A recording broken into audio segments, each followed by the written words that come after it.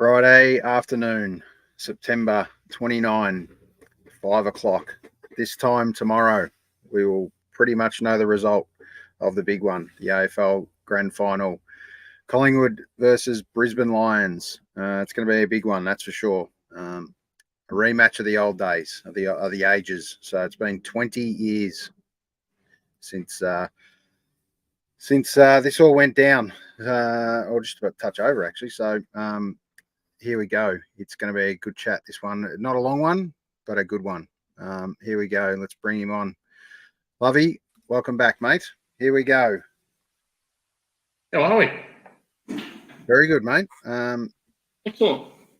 Another year, another September where, I just sit back and go, oh, it's nice to be so objective and neutral. Can't. Yeah. It's just amazing. I have zero pressure. I have zero stress. And make up shit to make myself interested, such as hopefully not having Collingwood win another premiership. But there we go. Here we are. Yeah, we are. It's thanks to Dan for the day off, for starters. It's his signature blow that he left us with.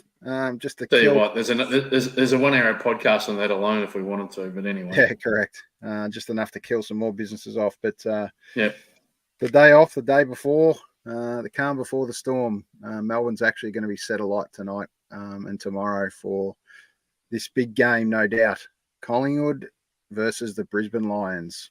Who would have thought this was actually going to pan out this way?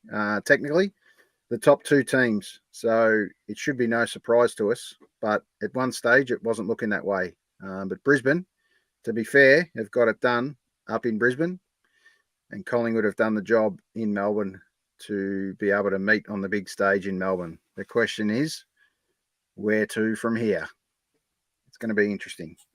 Yeah, I thought, back to your point about how we thought it might not have fallen this way in this final series, I agree with you. Even though Melbourne Collingwood played off in the first week, I thought even the loser of that game, they're going to be good enough to have to travel interstate once, or, they'll win their semi-final and travel interstate and get it done elsewhere. Obviously not the case, and it's because Brisbane obviously are a very good football team, and credit where credit's due. They've been up at the top four now for, I think it's 4 straight years. So, they've, I don't think the MCG will hold too many fears for them tomorrow. I think it's all in their head if they allow it to get into their head. So we'll get into that a little bit more, no doubt. But look, Collingwood best team all year as well. Credit where it's due. Just a few signs in the last couple of weeks that if I'm a Collingwood person, I'm just a little bit worried. So. Yeah, I think. All right, let's touch on the worrying points. Let's go with Collingwood for now. All right, let's assume that we're both on the wagon. What are the biggest influencing factors from Brisbane that Collingwood should be worried about? People aren't really saying it, but I will. The heat. I think the heat tomorrow is a big factor. Brisbane playing it more often. They've just gone through 2 weeks of 25 plus, so they're well acclimatised to the particular conditions of, peak afternoon of 2:30 tee off, 2:30 bounce. There's that factor a little bit. I feel like Collingwood are taking in a few more players that are a bit more banged up than what Brisbane are. Brisbane are cherry ripe. They've done the right thing. If Payne's not fit, then he doesn't come in. It's terrible, but that's the time of year and what it does. So, they're back in Leicester and he played really well on a very good football last week in Kerno. So for me, they're probably the two key factors. Collingwood have taken blokes in that aren't as fit as what probably Brisbane are across the board. The other concern I've got is, so they've put Lipinski to the bench, or they've subbed him. Yep. Yeah, he didn't have a great game. He hasn't had a great final series, but in such weather like that, you need midfield depth. So the fact that they brought Ginnivan on, who's only going to play forward half of the ground, and Frampton's only going to play forward ruck, they're going to try and stretch Brisbane. I get that. I think Leicester's the weak link down back, even though he had a good game. perfectly understand that.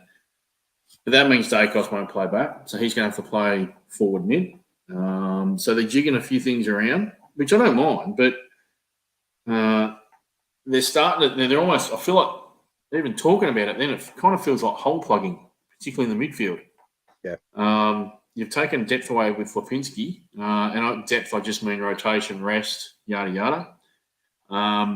Whereas you're coming up against, I think, the best midfield in the comp by a fair margin. So you're going to have to get that right. They're going to have to get the midfield right, break even in there. If they break even in there, I think they win the game, Collingwood. But trying to do that with Neil McCluggage, Berry, Dunkley, list goes on. Rayner when he goes in there. Their two wings can become on balls as well. So that's the daunting area of the ground, I think, for Collingwood. I think, they're the key concerns I've got for Collingwood. Yeah, look, as powerful as Brisbane's forwards are, we know the damage that the Brisbane mids are going to do and will do. So basically, if Collingwood can hold Brisbane's big forwards accountable, the issue is how long can they hold the storm from the midfielders? And you're right, the wingers, I reckon, are going to have an impact definitely into this game. And then it's a case of at the other end, I'm a little bit more concerned about tell me, similar to the bit of the Melbourne story, who's kicking the goals for Collingwood? Who's the one that's really going to be big and stand up? Look, I think bringing Ginnivan on kind of adds a bit of flavour to their avenues to goal. And if Dacos is going to play forward a bit more, mate, there's a goal. There's a goal or two, maybe. Ginnivan will give you 2 goals. Benny Hill will give you. I like calling him Benny Hill. If he's on, he's got 3 to 4 in him, but he's minimum 2. If Mychek and Cameron can kick 5 between them, and then if the mids can chip in between, the key, probably the key reason why Frampton's in is to shut down Harris Andrews. Now, Harris Andrews is what Jake Lever is to Melbourne. So I think I'm not too concerned, actually, with the forward line. I kind of feel like it's just – that's why I say the midfield is the most critical part of that ground tomorrow, because if Collingwood can break even and get enough football into the forward line, those forwards will get the job done. I have no doubt about that. I think they'll kick a score. The only reason why Brisbane's forwards look so potent is because Brisbane's midfield gives them fucking silver service, basically. So you stop it being silver service and it just looks like a McDonald's drive-through. All of a sudden, you're in the game. You're right in the game. You're right in the thick of it if you're Collingwood. So for me, I'm not that concerned about their forwards or defenders. That's the midfield. Yep. And you talk about first hands on the footy. That's going to be incredibly important in the ruck tomorrow. And I think Brisbane has that advantage. Your thoughts on that? Yeah, look, Oscar's just become an absolute mint ruckman in the last 2 years, hasn't he? I think they'll try and do him over with rotating rucks. So they've got 3 options they can just smash through him throughout the day. They're going to have to. Because I don't think any of Frampton, Cox or Cameron are good enough to give first service on a regular basis. So they're going to have to just nullify him. The problem with Oscar McInerney, and it was touched on last night, is something I watched on that Talking Finals. And it was a really good pickup by Joel Selwood in that if Oscar was his ruckman, he sometimes wishes he would just stop trying to grab it and then kick it and not using the talent underneath him. I think Oscar just needs to be told, mate, you're there to tap the ball. That's it. Don't try and do anything else. Yep. Just put it down Lachie Neale's throat. Everyone's happy. Put it down Jared Berry's throat. Everyone's happy. Give it to the end of the space for McCluggage to run into. Everyone will be happy. So as long as he doesn't try and piss fart around with the football himself, Oscar, I think Brisbane could be in for a pretty good day in the midfield. Yeah, it's an interesting point, actually, because I have noticed that with him. Similar to Max Gawn in respect sometimes. Just tries to do that a little bit too much. Yeah. Max does pick when he does it, though, and he very much is in space when he goes to do it. I think Oscar seems to be very random. Yeah, that's right. And it's an issue. The issue with the randomness can be an advantage with the unpredictability, I guess, a little bit. But in this case, if Oscar doesn't know what Oscar's going to do, how's his midfielders going to do the same thing, let alone Collingwood? So I mean, all of a sudden, your midfielders are out of position. They've gone to a certain position based upon what they said they'd do at that particular stoppage. And then all of a sudden, Oscar goes, I'm going to brain fart this. I'm going to try and dribble at 20 metres. Yep. And you know what? That then plays into exactly what Collingwood like to do. Mm. And that's transition the footy. So that's why I say Oscar's just got to just pack the brain away. Just do as you're told and you'll be all right. Yep. He's a Montrose boy too, local around here. So, our brains don't grow on trees too often through this part of the Victorian metropolitan area, and I think he's a prime example every now and again. But he is key. He's very important for them. Yep. Just an interesting sub this time. Ginnivan obviously coming on, which he thinks a big advantage. I'm a little bit concerned about how much Ginnivan's actually played. I know there's been a couple of injuries when he has been sub, so he's been on early enough. The question is that enough footy? As you know, as a forward, it's a lot about touch. So you got to be that regular. I know these days they train enough to be, he's got enough touch of the footy, but it's a little bit different when the heat's on, especially in a big final.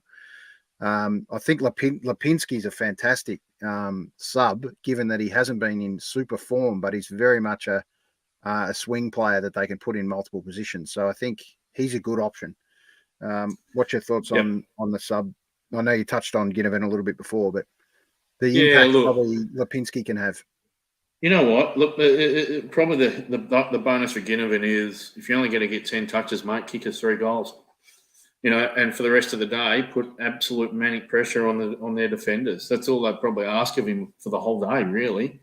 If you're only going to touch it 10 times, which we don't expect you to probably do any more than that, just put the score on the board and put pressure on. And, that's all you can ask for. But I was interested. I actually thought if they were going to drop Lipinski for the grand final and bring John Noble in, and then you put Bo McCreary to the bench as the sub and bring Ginnivan on, because you talk about swingmen. Well, Bo McCreary is a swingman. He's in form.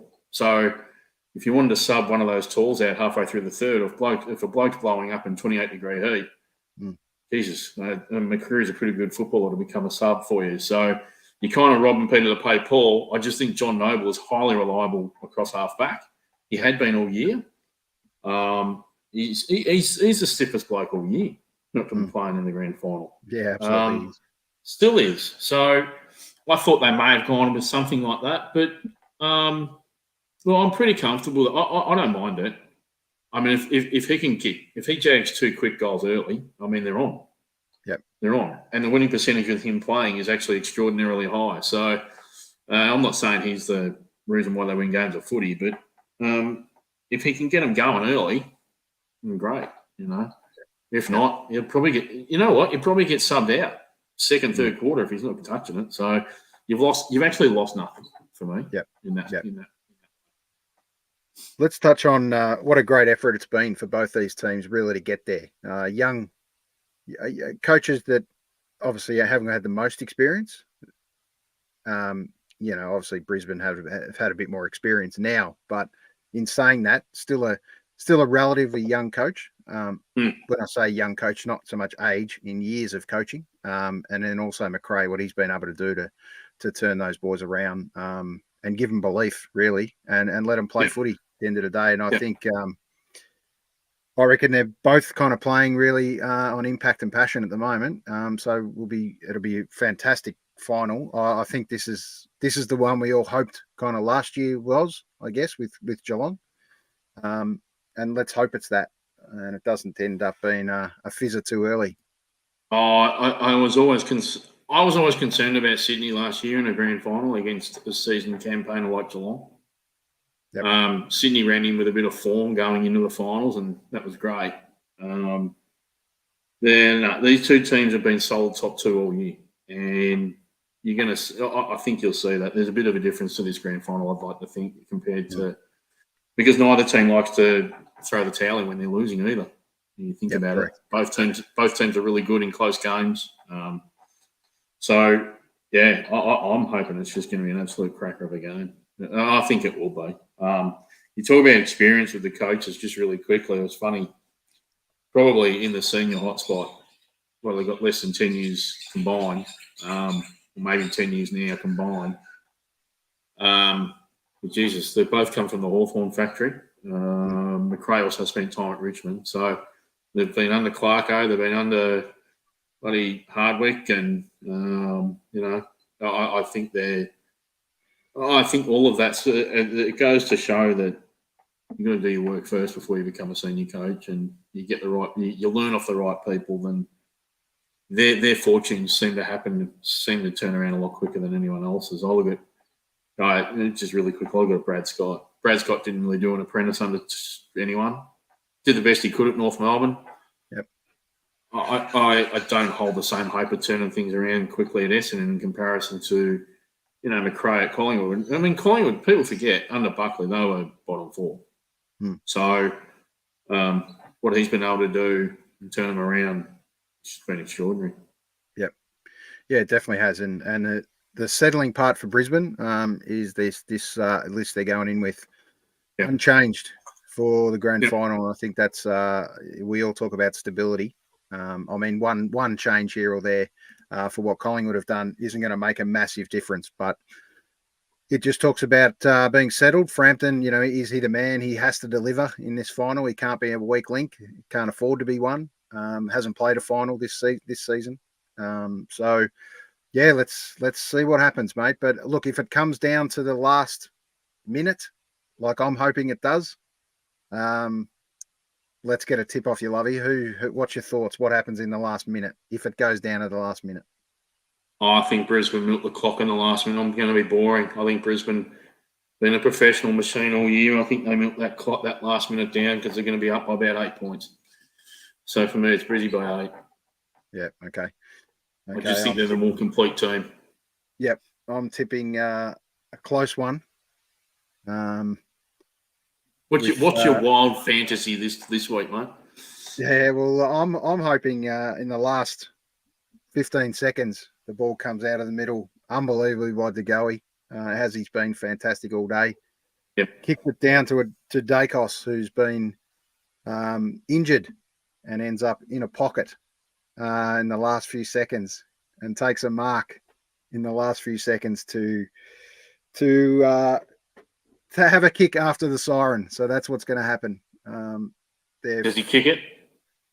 They're 5 points down, Collingwood, at this stage. There's lots of nervous Collingwood supporters around, as are Brisbane for that matter. Brisbane has been the better team for the day.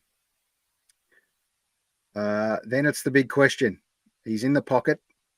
Is it the run around? Obviously, it can't be the run around kick, but is it the snap style kick or is it the front on standard drop kick that we'd all hope to expect? Anyway, turns out it is the drop kick, but hits the post. And they lose by 3 points. So there it is, mate. So the big dream of the Dacos dream doesn't come to reality. But like in all seriousness, I obviously wish both teams all the best. And I know it's a cliche to say may the best team win, but in this case, Collingwood have done and probably enough pain for now. They've been out of it for long enough, as have Brisbane, I think. And I think all we'd like to see, Lovey, is just a little bit of this flashback to 2004. Oh, Lynch boxing on with Wakeland now. Watch this. It's going to develop. 2-2, 14 Lions, 3-4, 22, 4 Lions. Alistair Lynch to the right. They're swinging punches. Alistair Lynch is swinging left and right. And he's amazing. Is there. It's a world championship fight. This is extraordinary. Lynch is destroying. Visible as the bloodbath. Wakeland doesn't know what to do. It's world wrestling. Look at this. Lynch has swung 6 of the biggest punches I've ever seen in football. What a day that was. Oh my God. It's still, you don't condone it, obviously, but that was just amazing to actually be watching at that point in time. Yeah. Because you hadn't seen it prior to that for, I don't know how many years in the grand final. Probably go back to 1990s grand final, I suppose. But I 2000. Yeah, wow. Good luck to you blokes. Oh, 2000, yeah. Longy set off the Demons. They were a bit pissed off with what he did to Troy Simmons, and off they went. So, yep, Schwarter. I think Schwarter suplexed Jimmy Hurd. His body slammed Matthew Lloyd. He kind of about the best thing he did all day for poor Schwarter. So, yeah, bit of that. Why not? Yep. All right. Just before we switch codes for 2 seconds, we're just going to quick shout out to Captain Cuz, who's made the road trip down to fabulous Frankston, mate, and just can't get the internet working down there. So a big shout out to Mrs. Curran, who was trying to get on the show and give us her tip for the year. I know she's a passionate demon, but in this case, well, we don't know. We don't know which allegiance she's going to give us. So, Cuz, let us know who she's tipped. But who knows? For us, I've tipped the Brisbane. Yep. And you've got Brisbane too. Brisbane. So, yep, Brisbane. I know Cuz will upset us, and I'm sure he won't get on the pies. So no, he won't get on the pies. Yeah, he has got Brisbane, but he typically, if Cuz, no margin, Cuz. Come on, mate. We'll ask you one question, mate. Get on to us. We need to teach him. We need to teach him how you can actually log on to this via your phone. Yeah, correct. Well, I think I couldn't have done much more other than turn it on for him. So, Cuz, you haven't delivered, mate. We've done a lot of things to move this podcast around for you. Anyway, we'll worry about it. Let's move on quickly, Lovey, and switch allegiances to our other love, NRL. And now this is the big one. We're only going to spend a couple minutes on NRL because we probably don't go as deep in NRL, let's face it, as we do in the AFL discussions. So it is going to be the big question is can they go the three-peat?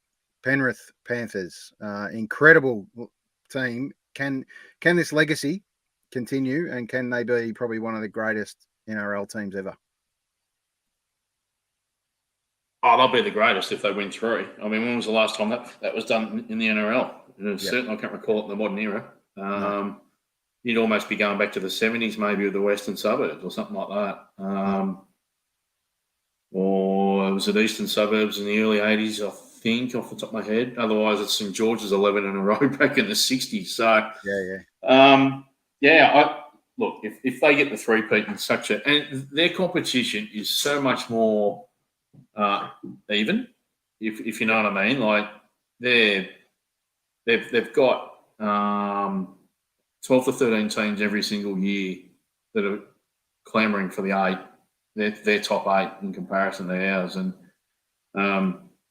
being low-scoring type of sport, anything can happen on any given night in that competition. So I think if they get the three-peat, that's phenomenal. You've got to give it are they the greatest team of all time? I mean, certainly in the modern era, they'd have to be. And I think they do get it done. They're just seasoned. Brisbane are coming through. They're dynamic. They're young. They've got a lot of some seasoned players. I mean, the boy from his name escapes me. They got the boy 2 years ago from the Rabbitohs. Their captain. He's been a great acquisition for them. This is his last crack, I'd suggest. But, you got Reece Walsh floating around. I mean, he's just an absolute superstar. But sometimes those young fellas can come unstuck, and sometimes they need to lose one before they win one. So I just think it's Penrith by about 2 converted tries for me. I think they get it done. Won't be comfortable. I think it'll be still a game by the 70th minute, but I think Penrith probably just milk everything they need to for that last 10 minutes and we'll get the win. Yeah. By the way, the bloke behind you for Penrith there, Cleary, he's easily the best player in the game. I know he doesn't get that accolade, and I know Ponga won Dally-In the other night. Yep. But no Cleary, no Penrith. As much as they're three-peat and as much as they're a great team, he doesn't play, they don't win things. It's that simple. Yeah, look, I think you're right, mate. They're an incredible club, both of them. I think he goes down as one of the greatest of all time, to be perfectly honest. Right now, Cleary, and this will probably cement it. And in my thoughts, he He kicks the big conversion that wins in the game, mate. So I think it's going to be a close one. It's very much going to be a game of backlines for me, and I think it opens up real late in this one. So I'm hoping for a real close weekend of sport, which will be incredible to watch. I mean, the three-peat. The other thing, Ivan Cleary. I mean, yeah, if he gets a three-peat, where does he sit amongst all the greatest coaches of all time as well? You know, like he's got to be up there with Bellamy if he can get a three-peat. Absolutely. Yep. No, and the only bloke I see in front of him is Wayne Bennett. I don't think anyone's passing Wayne Bennett in this code for a very long time, unless this mob will win another 2 or 3 under Ivan anyway. But yeah, he's obviously a very, very good coach. Yeah, I think. Look, this Brisbane team, there's a lot to be said for. We discussed this guy behind me, Adam Reynolds. This side, he's unbelievable. I mean, both of these guys that are next to me here, I've brought up both captains. Incredible. Let's face it. So we wish that game all the best as well. Looking forward to it. My Storm and couldn't get it done, and your boys were miles off. Let's face it, mate. We were playing golf, sink and piss for about 4 weeks now. A bit of work to do, but are they on the trip to Vegas for next year? Actually, yeah, probably. The truth be told, they've probably been sinking piss since about July. So look, Dragons will do dragon things. They'll probably make the 8 next year, and then the following year they spoon it, and then who knows? But your boys, Jesus, that was a bit rough last week. Yeah, it's bit of a fall from grace, to be honest. But I think it coming? Yeah, look, I think it was coming. Brisbane are way too good up there. It's very similar to the Brisbane Lions in the AFL. They've been an absolute powerhouse, massive home ground advantage, even though the Warriors had played a bit up there in the last couple of years, been away from home for COVID. Look, they're a great team on a great deck, and they're definitely, I think they're about a season too early for Brisbane. But I think if anyone can, rally those troops and steer the ship, it's Reynolds. And then you've got the power of some of those young blokes coming through, Reece Walsh in particular, that could absolutely light this game up. So the hard part is getting through that Penrith wall, as we know, and they're going to be really hard to stop, Penrith. So good luck to both teams once again. Yeah, the only thing that stops Penrith next year is if there's any retirements after Sunday night. Yep. If they've got to do a bit of a rebuild, they're probably due, to be fair, but they've obviously got a good structure in place, so they're still going to contend next year anyway. So, yep. All right, mate. We're thanks for jumping on today. We wish both teams the best. Obviously, your comment there in relation to the legacy. There's some unbelievable legacy names at Brisbane. There's some brilliant names come through Collingwood as well, though, mind you. I was going to go Holy Trinity with Gastev Champion and Zanotti, but I couldn't forget Martin Leslie. I mean, they're the OGs of Brisbane. Let's face it. We've got to do it for them. Do it for them, boys. Yep, I think. Don't worry about your Essendon heritage, Joey. You've already burnt that to a cinder. So you might as well just do it for those older blokes that propped up Brisbane for so many years out of a tin shed in Carrara and get the win and stop Collingwood from getting 16. Yeah. And just before we finish, I can't finish without a little update on your BMX Bandit adventure that you've just been on, mate. Is that happened yet, or is it about to happen? Little word. No. All done, mate. All done. We went to a couple, broken bones. We went to a couple of tracks and look, there's a couple of corners I forgot how to turn every now and again. It takes a little while to get used to your bike, but it was all right. It was all right. There was a couple of jumps too where you go and then you kind of all of a sudden the handlebars have already hit the turf and you go, oh shit. So you nearly put your sternum through the handlebars, but it was good fun, mate. Had a lot of fun. Young fella liked it, so we'll probably do that with a lot of good weather floating coming through now. If we're not doing beach, we'll probably go find a couple of BMX trails. He really liked it, so it was good value. Yeah, awesome. Yeah, all clear, mate. There's no ambos, no Medibank private, just Teeth are still there. Beautiful. Yeah, so, yeah, happy days. Beautiful. And thanks to Cuz for a couple of text messages at least, Cuz. That's the least you could do. So, sure shout for the beers. Just want to say, everyone do it safely tomorrow as well. Obviously, enjoy the day, but don't drink and drive. Please don't drink and drive. And look after your mates. Look after the guys that are around you because they're probably going to be looking after you as well. So everyone do the right thing and really enjoy it. Should be a fun day. Beautiful, mate. Well said. Let's enjoy this weekend. Everyone's hopefully enjoyed today and gone out of their way to see kind of someone they hadn't seen for a little while, had a chat to someone. Most importantly, get around someone that may not be seeing the grand final with someone else. Just give them a call or a text and say, you know, well, do we think Cuz will get to see the grand final then tomorrow after today's shenanigans? Well, I think Cuz is going to be on. They've got electricity in Frankston. Yeah. Yeah, come on, Mrs. Cuz. I hope you paid the power bill by the sound of it. Welcome back, and we look forward to getting you on next year for maybe a chat on a pre-season deal with the Demons and see how well we can go for next year. Until then, all the best, Lovey. Good stuff, mate. Look after yourself. See you later, guys.